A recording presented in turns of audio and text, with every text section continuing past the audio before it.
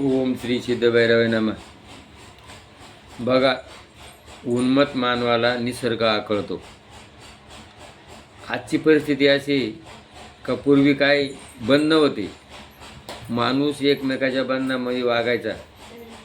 आज काय झालं आहे, माणूस बंधनं तुटले, स्वतंत्र मिळालं, महाराष्ट्र स्वतंत्र झाला, भारत स्वतंत्र झाला.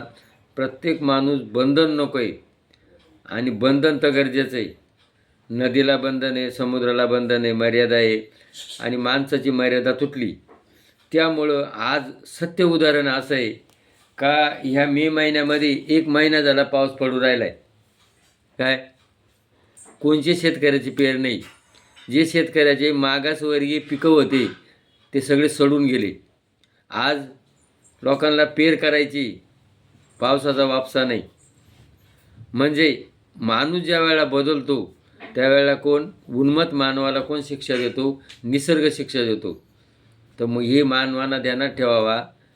आपण आपलं जे मर्यादा आहे, मी, माझे आईवडील, माझा नवरा, माझे गुरु आणि देव, या तिघांचे बंधन जर पाळलं तर त्याच्या जीवनाची किंमत आहे, नाही तर त्याच्या जीवनाला किंमत नाही. त्याला निसर्ग हा शिक्षा देणार नाही आणि देव राहिला आहे. पूर्वी लिहून ठेवलं होतं 18 जाती एक ठिकाणी जेवतील, जीव राहिला. 10 वर्षाच्या मुलीला मुलगा होईल, हो राहिला. पुत्र पित्याचा वैरी, बापाला मुलगा बापाचा वैरी होऊ राहिला. बापाचं काय पाहिजे? आईचं एटीएम पाहिजे, धन पाहिजे.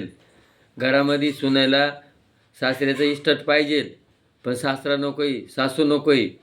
आणि ही मर्यादा तुटल्यामुळं हा काय प्रदूषण प्रलय काळ, आज हा प्रलय काळ आहे.